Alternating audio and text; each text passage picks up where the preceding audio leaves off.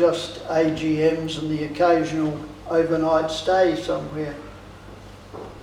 But I've been involved with this club in many interesting, tiring, challenging, enlightening, exhausting and exhilarating tramps, from southern Fiordland to West Nelson and many places in between. Some of which come to mind include tramping a historic Westland cattle track in the rain for 3 days. You'll find a poem about that trip in the anniversary book. There was this trip to the Silver Peaks just north of Dunedin. As I recall, it was led by one Peter Workman. Arriving at the first hut, we found that 3 teenage boys had occupied it, and they'd just shot a deer, which they were busy butchering on the hut table, which was awash with blood. It was everywhere, and every bunk and shelf and bench in the place had gear, blood-dripping pieces of venison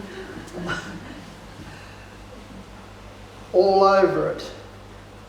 The worst blood-soaked mattress they had thrown outside, and their dog was busily occupied tearing it to shreds. And then they decided to cook some meat. So they had a 5-gallon tin of petrol that they were trying to fill a cooker with. Well, there was petrol flowing off the table, across the floor, carrying clots of blood everywhere. And we strongly advised them not to light anything in that hut. And we decided we'd rather camp down by the creek. Yes.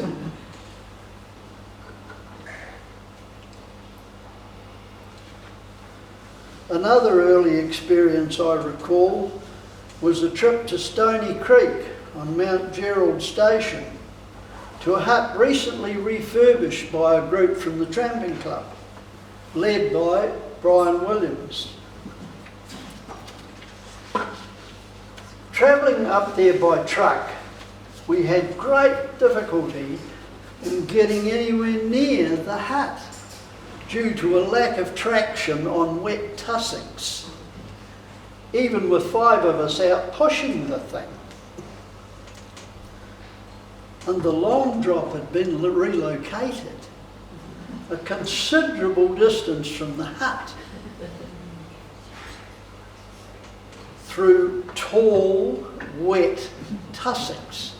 There hadn't been any pathway worn to it yet. And one member of that trip lost his dental plate while cleaning his teeth in a fast-flowing stream near the hut. If you happen to see a merino up that way wearing a 2-tooth plate, please inform the trip leader. Then there was the time Rob Moffat led us into a cave,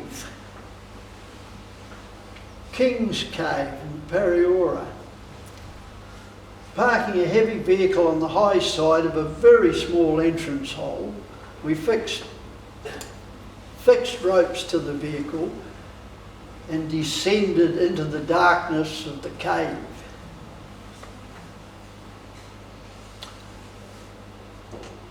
Then we searched around with our headlamps, because everyone thought you've got to find valuable artefacts in a cave. The only thing in there was a noisy little stream that ran through the middle of it and then disappeared down a hole in the rock toward the east end.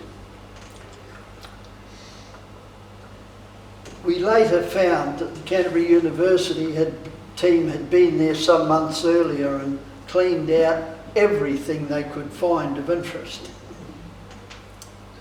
But it was still an interesting, challenging and enjoyable trip, Rob. We did a trip to the Godley Hut on board Nigel's Blue Goose once to find several large icebergs cast up on the riverbed shingle many metres from the Maud Glacier's terminal lake. A major avalanche must have crashed down into the other end of the lake to send the water up high enough to shift the icebergs from the lake out onto the shingle. Other Blue Goose stories appear in our anniversary book. Trampers tend to get to experience all manner of weather.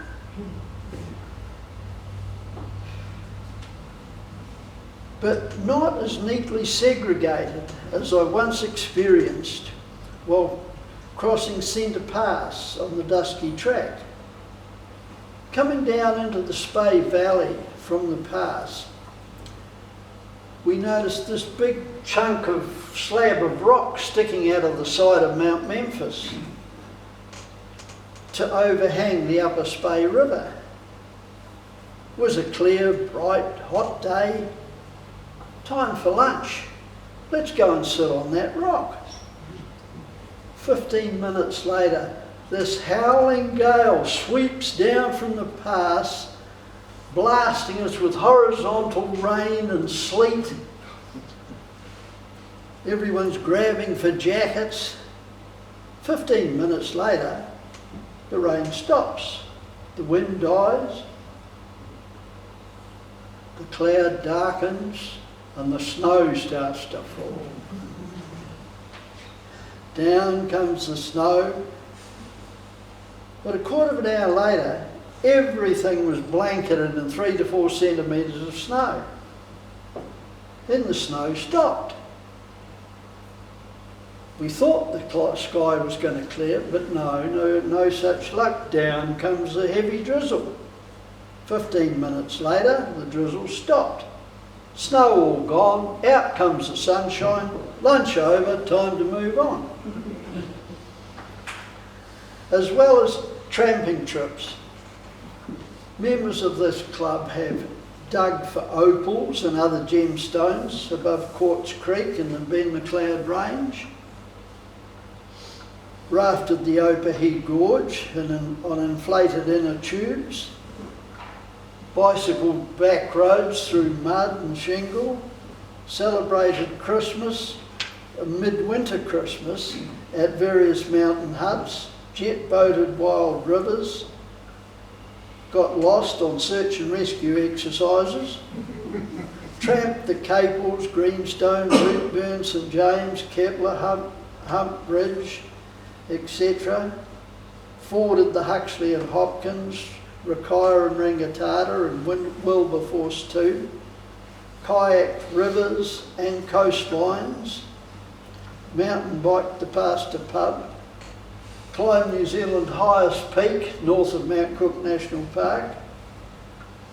That's Tapuanuku in the Kaikoura's, some 2,886 metres above sea level. That trip led, I believe, by Philip Brownie.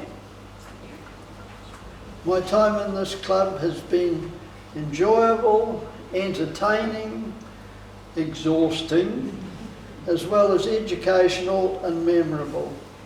Thank you to everybody who has contributed to the club's first 50 years. I hope our anniversary book brings back some memories and that you enjoy it.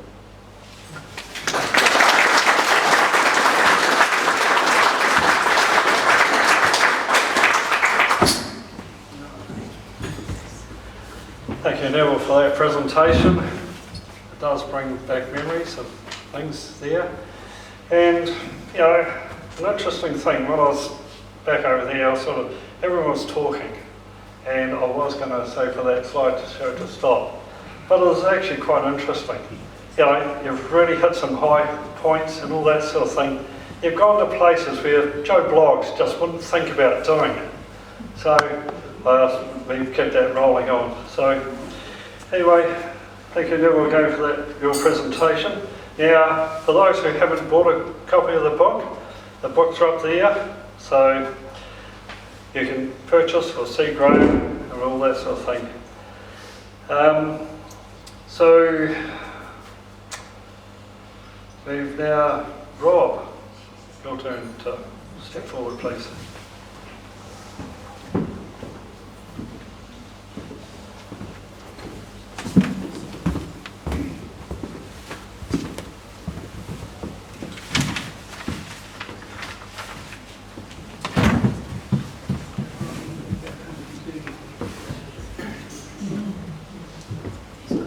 It's my pleasure to introduce you to Geoff Cloake, who is going to give us an audio-visual presentation of tramping, basically.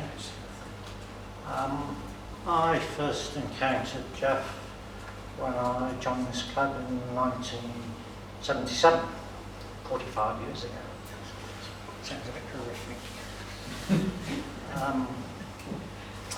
And probably one of the first things, at that stage, Geoff was probably one of the leading figures in the club. He was taking lots of interesting trips. The other interesting thing was that along with us, he had a heavy pack on his back, but he also carried an awful lot of clobber up front, and that clobber really was his camera and all the associated lenses, paraphernalia.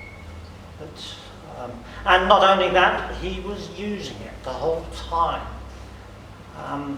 Sometimes he was way at the back, other times he was way at the front, waving his arms around, getting us to come up in a particular